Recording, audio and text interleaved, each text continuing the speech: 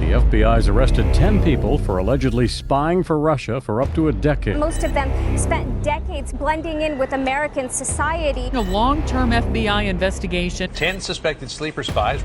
They just seemed like a nice, quiet family. Their whole goal was to disappear, literally disappear into a community and not be recognized for who they are. This is a different world. This is the world of those who are involved in trying to be able to hurt our country. Every American who watches this is going to ask the question, who can I trust? As a former FBI agent and chairman of the House Intelligence Committee, I had oversight of all 16 of our nation's intelligence agencies. My name is Mike Rogers. I had access to classified information gathered by our operatives, people who risked everything for the United States and our families. You don't know their faces or their names. You don't know the real stories from the people who lived the fear and the pressure until now.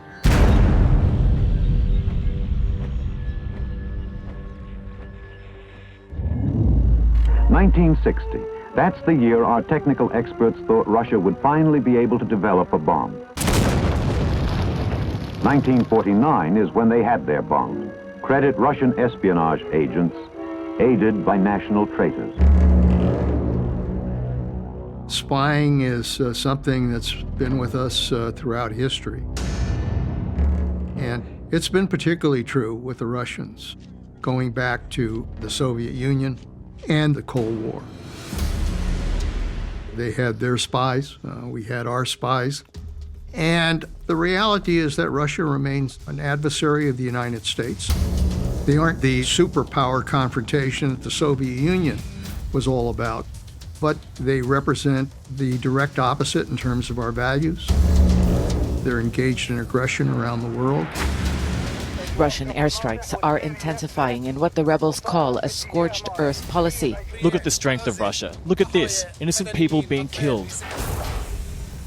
And with Putin, we're involved in a new chapter of the Cold War. CNN has just learned that there is renewed confidence that Russia is in fact behind these cyber break-ins. The role of intelligence needs to evolve. It's no longer where are the plans for the invasion of the tanks through Europe. It's how does one country get a leg up on another.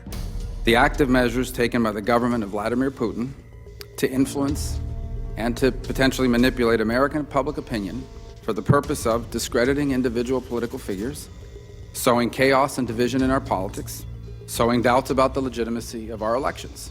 For a country that wants to be a superpower again, intelligence can be the most important kind of power. So that's why it is important for the United States to be aware of what they're up to so that we can anticipate their actions and take steps to protect our country.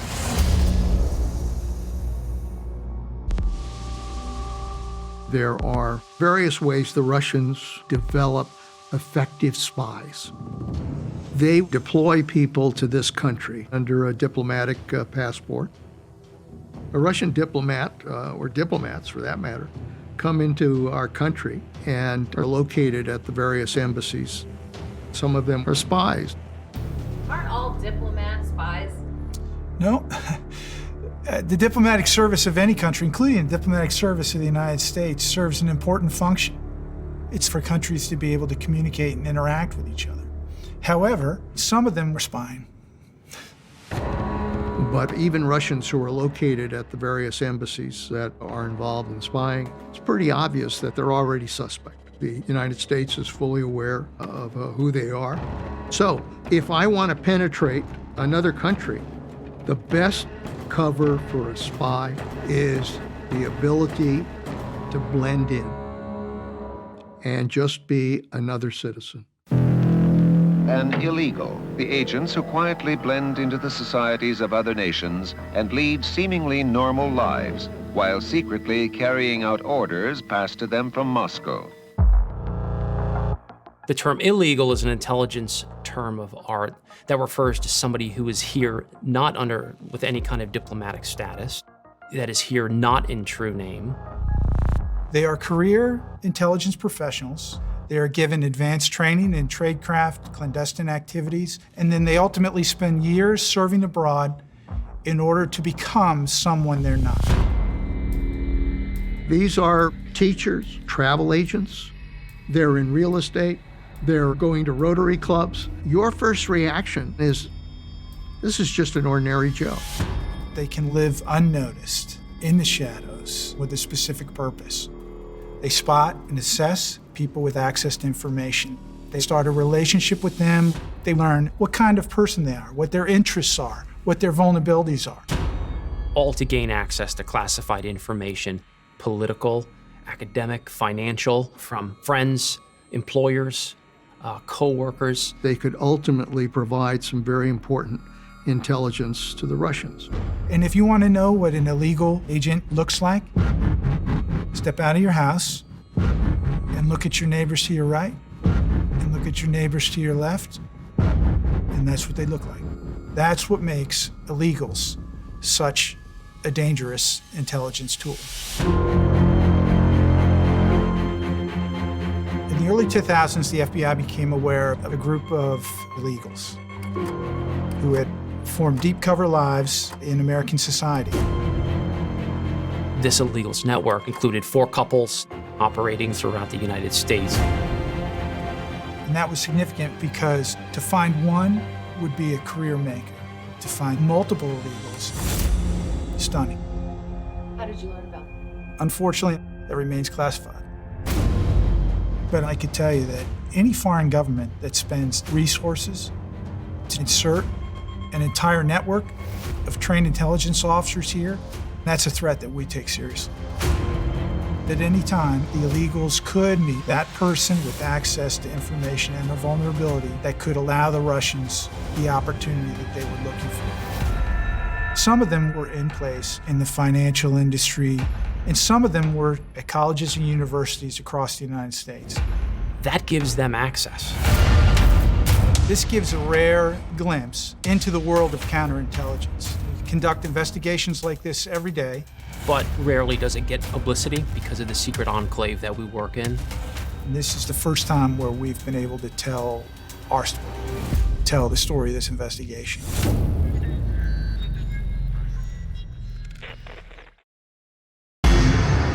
In the early 2000s, the FBI became aware of Russian intelligence officers who had formed deep cover lives in American society, known as illegals. These agents were deployed to become American, to gain trust of people in order to spy for their country and against the United States. The illegal is in place looking for an opportunity. It's the long game. You never know when they'll be in the right place at the right time. It was our goal to identify them, monitor, and ultimately neutralize their operations. We had many field offices working these cases. It included Seattle, Chicago, Washington, New York, Boston. I was assigned to the New York office in 2005. Our squad was responsible for the New York area couples. The one thing to understand is that if one of these cases went down, it had the potential to affect all the rest of them. So it was imperative that we kept all of the field offices connected to each other.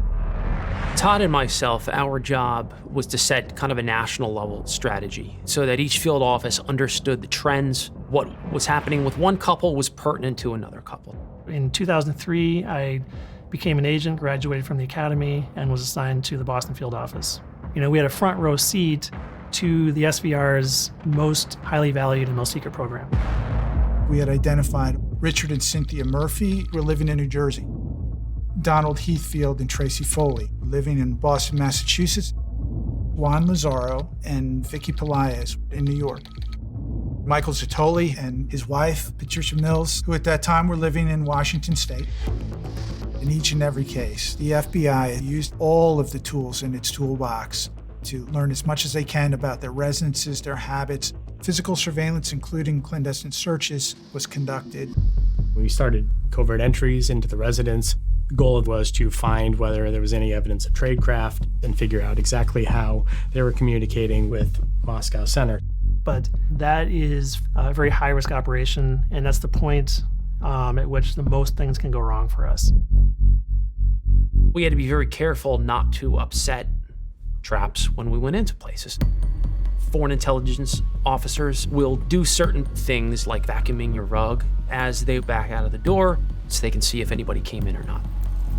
So it was a major, major point in the investigation when we would do that. Because so much was at stake for us, we saw a lot of similar things with these couples. During the searches, we found invisible ink. They had specially treated paper. They had the shortwave radios. These were materials that the illegals were using to communicate back with the SVR, the headquarters of which was referred to as Center. What kind of information were they sending? The invisible writing and the shortwave radio broadcasts, they are essentially unbreakable. We couldn't see into their communications system. At certain times, we did have a microphone in the house. So we were always monitoring what they might be doing in their routine lives, how they talk to their children, how they talk to each other. Many of their children were not aware of the fact that their parents were spies. They really had assumed these notional identities, and that was who they were day in and day out. In fact, the Murphys at home, we never heard them use Russian. So they kept to their legend even where they thought they were by themselves. What is a legend? Backstory. It's their persona, it's their identity, and everything that goes along with it, all of which is fake. Legend building takes place over the course of years. Russia has whole offices devoted to doing this. Some of the identities are completely fictitious, like the Murphys, but in the case of the Boston couple, Heathfield and Foley, they are what we call a dead double. Someone identified a deceased Canadian infant, and they steal that identity and build an identity around it using original documents that they request from Canadian authorities who don't know who they're sending them to.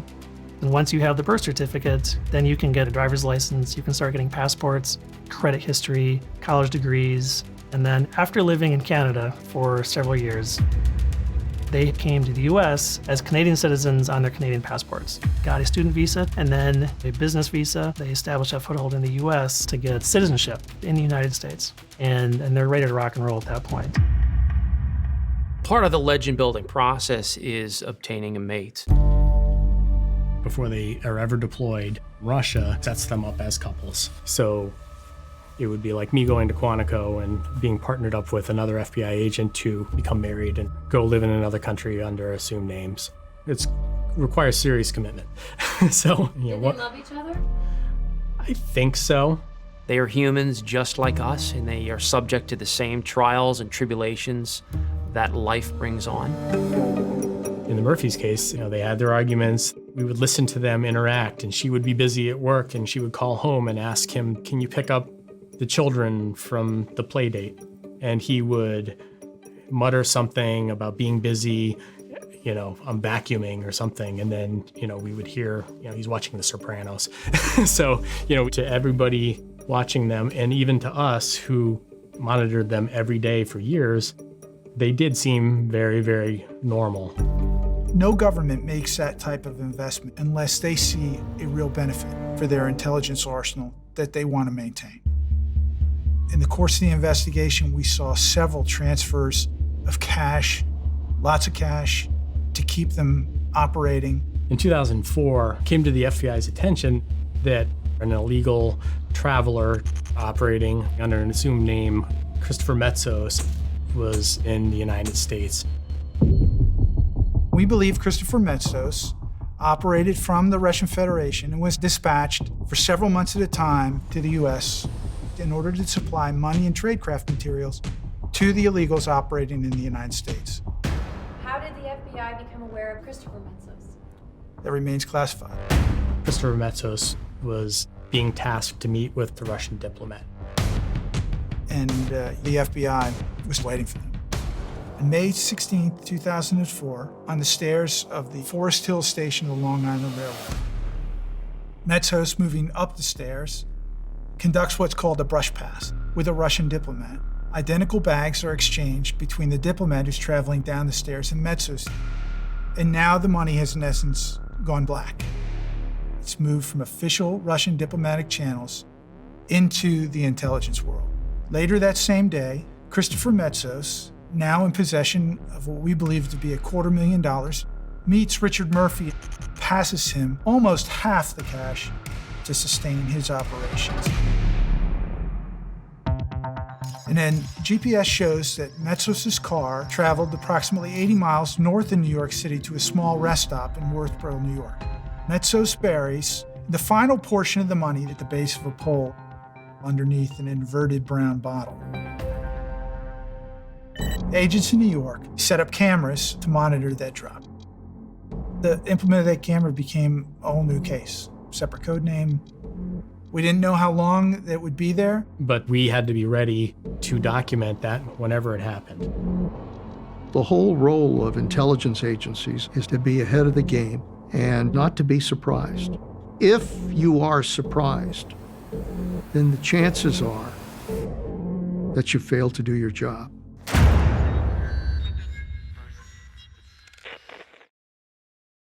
In May of 2004, Christopher Metsos buried a large amount of cash at a rest stop in Würzburg, New York, specifically to support the US-based illegals. These were deep cover officers who were here to spy on the US and to benefit Russia. We had installed a camera pointing straight down at that site so that if anybody had come to disturb that, we would have video of it. The operation of illegals is a long game. Significant events occurred only a couple of times a year. But we couldn't allow ourselves to become complacent. We knew what they did yesterday, but we didn't know what they were going to do tomorrow or next week. One of the next big events occurred in June 2006, when Michael Sitoli traveled from Washington State to New York and unearthed the dead drop, which Christopher Metsos had filled 2 years before. Sitoli now has a significant amount of cash to fund his living expenses in the United States and continue his intelligence work.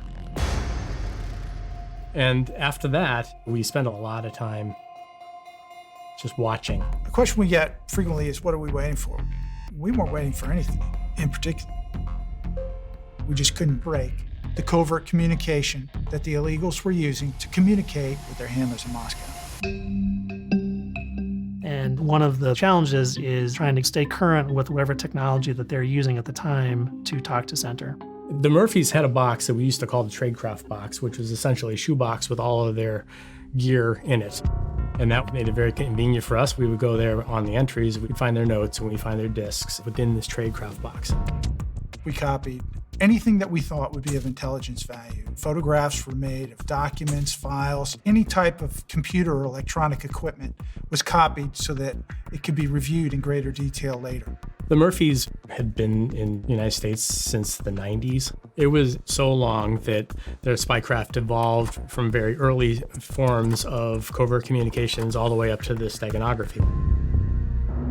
Steganography was a system that we saw developed in the mid-2000s, and it uses special encryption software to digitally encrypt text that's converted into a color photograph that is then put on a web page online. And it's there for anyone to see. So you and I could go on a web page and be looking at a picture with steganography in it and not realize it. It was essentially unbreakable if you don't have the key that the illegals do. One of the major breaks came when the New York field office began to piece together information from their physical searches, which they had conducted in 2005.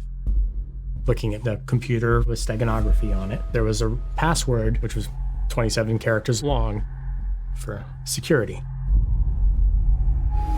In reviewing the information in the notebooks, they found a strange system of numbers and letters which they believed to be computer keystrokes. Through trial and error, they repeatedly entered these characters and ultimately entered what was the 27-digit password.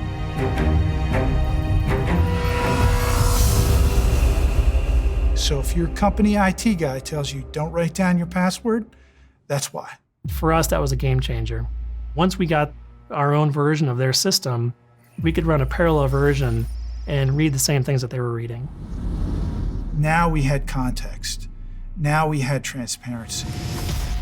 For the first time, rather than looking from the outside in, we had an opportunity to really understand what they were doing from the inside out. Moscow would often send them specific tasking to go after certain pieces of information, either current event developments, presidential races, things happening at different agencies. It included names of hundreds of people that the illegals thought could have access to classified information. We saw Donald Heathfield make contact with Department of Energy official who worked on nuclear weapons, as well as a former national security official. And we saw SVR Center in Moscow directing him to gather information on personal habits, family, hobbies, any biodata that he might gather. So we were constantly looking to see who he's in touch with, what's the status of that relationship, because he's going to meet someone that is going to be the keys to the kingdom, and that will make the 15 years worthwhile. In 2006, we learned from the Canadian Secret Intelligence Service that they intended imminently to arrest an illegal operating as a Canadian at the name of Paul Hempel. After the arrest of Paul Hempel, the Russian government became concerned about the U.S. government's ability to ferret out false Canadian documentation. In the case of Christopher Metsos, that documentation was used to support his travels throughout the United States, so the SVR stopped sending him. And that meant the SVR had to find new ways of funding the US-based illegals. In monitoring Richard Murphy's communications, it became clear that the SVR was going to task a credentialed Russian diplomat to meet with Murphy. So he was sent a message via the steganography on how to conduct this brush pass at the White Plains train station. Who was the Russian diplomat? Yeah, I can't say. The exchange happened midpoint on the stairs. The Russian diplomat removes a small satchel from the bag and places the bag into Murphy's open backpack. In that bag, we assessed there had been approximately $300,000 in U.S. currency. The theory of the illegals program is that they have no connection to the Russian government.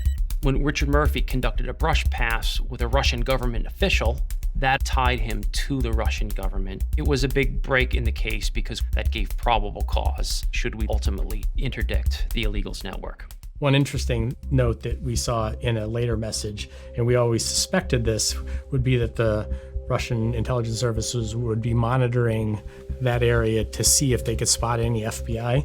And we saw in a message that basically a kudos to Richard Murphy that we were looking and we didn't see anything, which we all high-fived ourselves because they didn't spot us.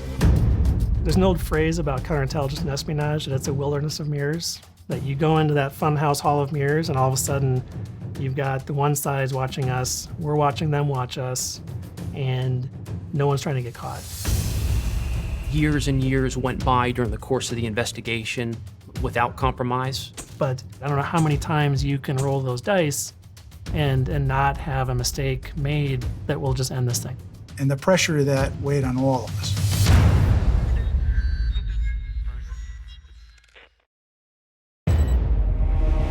On June 6, 2009, the FBI documented that Richard Murphy received money from a Russian official. So that was a big break in the case because that officially tied him to the Russian Federation. After the brush pass, half of that $300,000 was intended for Richard Murphy to deliver to Michael Zatoli. In September, Michael Zatoli and Richard Murphy met in Brooklyn. It was supposed to be another brush pass, but as it turned out on that day, the two met on the corner and they ended up sitting down on a park bench and meeting for hours. As part of the illegals program, the illegals were not to have contact with each other because compromise of one could result in the compromise of all. So this was a pretty significant breach in protocol. And what we think they were doing was just relating to each other. You know, when you look at how this case developed, there's very short bursts of operational activity. You do 2 exciting things a year at best. And this was an opportunity for 2 illegals who had the same mission to come together and talk about it. Aside from your handlers, you are the only one who knows who you actually are. For an opportunity to sit down with a fellow illegal and share stories on a park bench for more than an hour and a half must have been a pretty significant event in Zatoli and Murphy's life. You know, they have emotions. And I always think it's important in these kinds of global affairs where we compete with adversaries around the world that every once in a while we stop and think about the humanity involved and the fact that there really are human beings who become weapons of both countries. That's what they really are. After years and years of watching these people, we started to see a change. As it became harder and harder to document fictitious people, the SVR advanced and developed their tradecraft, and we started to see a new generation of illegals who could withstand the scrutiny of travel into and out of the United States with their own identities. Anna Chapman and Mikhail Semenko came to the United States utilizing their true names and their true documentation. What they didn't reveal was their affiliation with Russian intelligence services. Mikhail Semenko arrived in the United States to attend Seton Hall University. Semenko spoke 5 languages and was spotting and assessing people that had access to national defense information. Anna Chapman had married a citizen of the United Kingdom. She had obtained UK citizenship through that marriage and had maintained his name after her divorce. She was a real estate agent who was using contacts within Manhattan. A lot of these were party-type contacts, and so she spent a lot of time out, at bars, and she spent a lot of time out at parties. We all knew where this was headed, that at some point, one of these agents would attempt to infiltrate the State Department or the CIA or the FBI or some sensitive agency in Washington and locate there for the purpose of spying. We knew what they were doing. We knew what their mission was. It's one thing for us to believe that. It's another thing to see it in writing. What we needed was a specific, tangible piece of proof that they were spying for the Russian government. Fortunately for us, in one of the intercepted COVCOM messages, we learned exactly what the Russians believed the whole purpose of this operation was. Richard Murphy had been involved in a dispute about expenses. Because he was arguing that they owned the house, they had purchased it, and the SVR Center was reminding them that your mission is to live there. This is part of that, we own the house. And then he was curtly reminded of exactly what it was he was supposed to focus on. You were sent to the USA for a long-term service trip. Your education, bank accounts, car, house, etc. All of these serve one goal: fulfill your main mission, i.e. to search and develop ties in policy-making circles in U.S. and send intels to C. What is C? C stands for center. I can't overstate how important that was. It's like looking at a watch work on the inside for 10 years and really understanding the evolution of the program, the purpose, what it was for, sort of how they built it, how they funded it, how it was structured, how they ran it.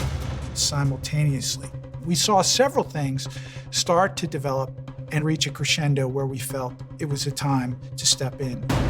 One of the things that we learned was that Moscow was directing the illegals, which included the special agent illegals, Chapman and Semenko, to migrate closer to policymaking circles, specifically Washington, D.C.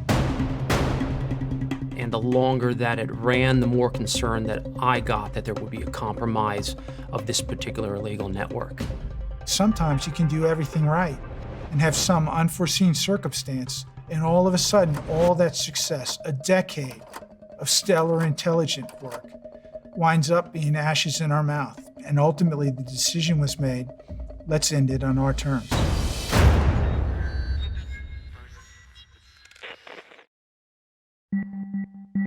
This was a massive operation that went for over a decade. The cases were spectacular, but ultimately we had watched them long enough where we believed we had learned as much as we could possibly learn about their operations. One of the things that we learned was that Moscow was directing the illegals to migrate closer to policymaking circles, specifically Washington, D.C. And the FBI came to our offices at Langley when I was director of the CIA and briefed me in terms of what these agents were up to. And that's when we focused on the prospect of going out and arresting them. And coming up with a plan that would not have a negative impact on bilateral relations.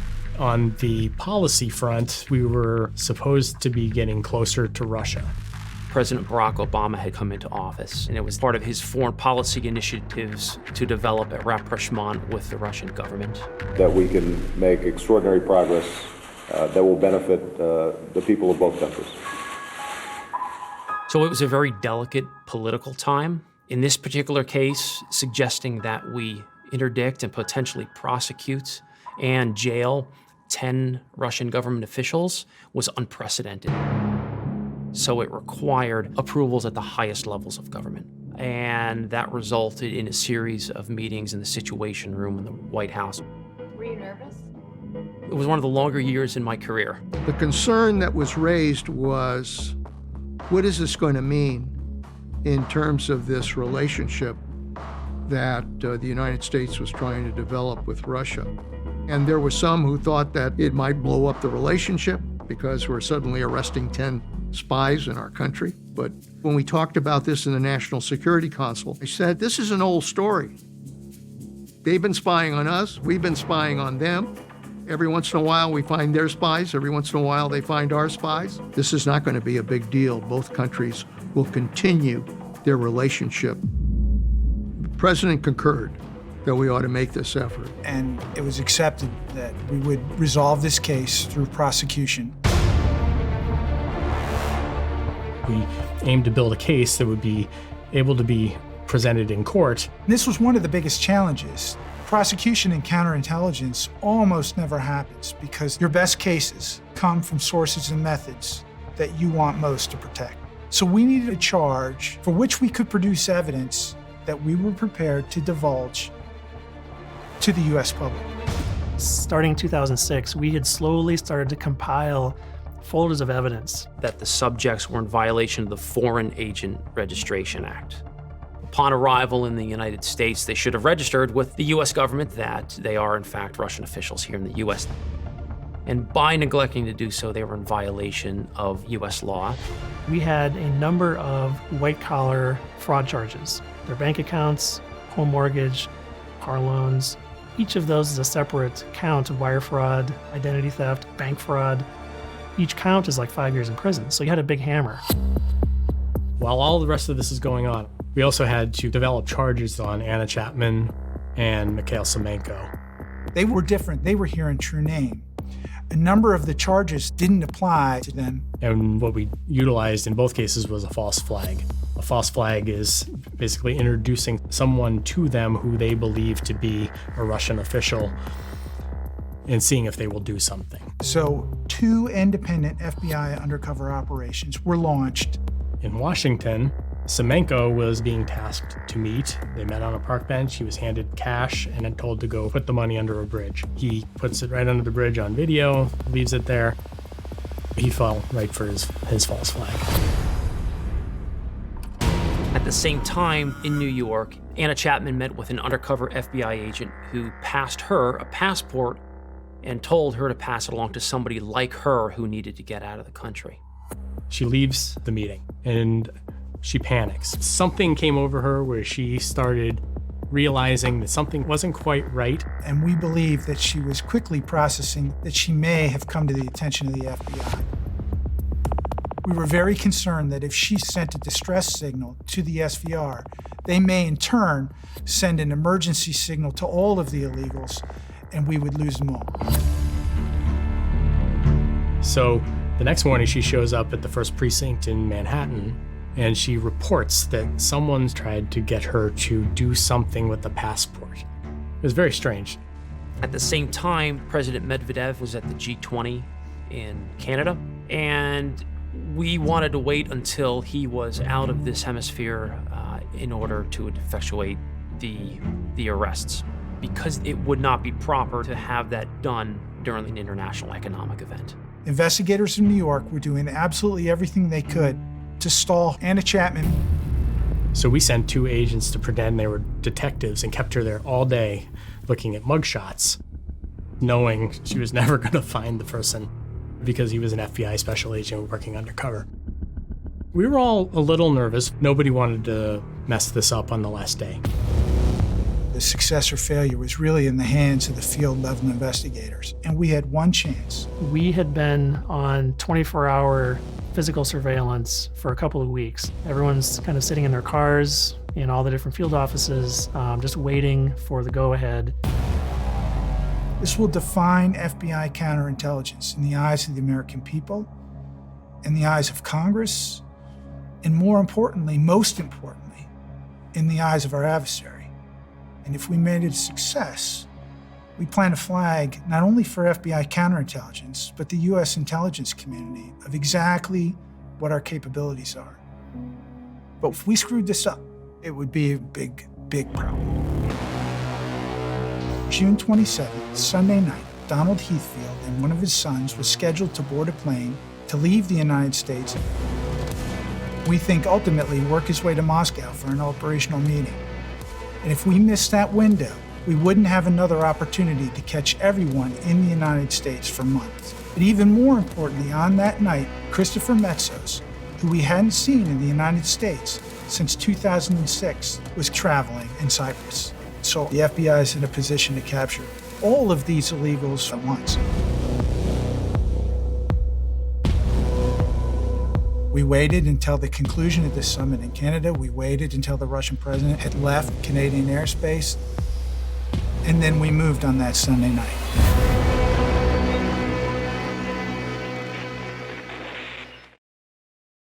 The arrests were June 27th, Sunday night. And we had one chance. We waited until the Russian president had left Canadian airspace, and then we moved. Everybody got the go sign. This is happening to Anna Chapman at the police precinct, and in Boston, in Washington, and in Yonkers, New York, all at the same time. We knocked on the door. They were having dinner. We told them they were under arrest. There was no drama. There was no shouting. We got all of them that we had been watching. There were no difficulties at all. There wasn't a shock like, what are you doing? Why are you here? They just kind of looked like, oh, today's the day. Their 20-year odyssey, I think they knew had come to an end pretty quickly. Arrangements were made after the arrest for the children of the illegals. Most of these children thought that they were U.S. citizens. This was home. And suddenly they're finding out that their parents are spies from Russia. It was critical to us that the children be cared for in a compassionate way. The FBI arrested 9 illegals and 1 co-conspirator. Donald Heathfield, Tracy Foley, Patricia Mills, Michael Zatoli, Richard and Cynthia Murphy, Juan Lazaro, Anna Chapman, Mikhail Semenenko, and Vicky Pelaez. In addition, an Interpol warrant was filed, which subsequently led to the arrest of Christopher Metsos in Cyprus. Christopher Metsos was offered bail and fled shortly thereafter. He's still out there. This photo shows FBI agents in Montclair, New Jersey. 2 of the suspects live here, apparently with their 2 young daughters. We had no idea. They just seemed like a nice, quiet family. But this is such a throwback to sort of I Spy and James Bond. All of the couples were held within the various different correctional facilities in Boston, New York, and Washington. The question then became, would this be, in the tradition of spying, an opportunity to trade? Why not use them as chips in order to be able to get back some people who had actually been willing to put their lives on the line to do their job of spying? It was an interesting opportunity for a director of the CIA, particularly somebody who kind of, loves spy movies and was thinking about it. And I thought, for God's sakes, I'm now in the middle of what would be a great movie about the effort to try to trade for spies. One of the biggest questions that we had was whether or not the Russian Federation would acknowledge that they are, in fact, Russians. I got on the phone with my Russian counterpart, Mikhail Fradkov, who was right out of central casting for a Russian spy. I put him on the speakerphone, and I said, Mikhail, I want you to know that we're aware that they're your people. I looked around the room and our people waiting, as to what Fradkov would say, because there was this silence. And then Fradkov said, "Yes, they are our people." And you could see all the jaws drop in the room, and the fact that he was acknowledging that they were Russian spies.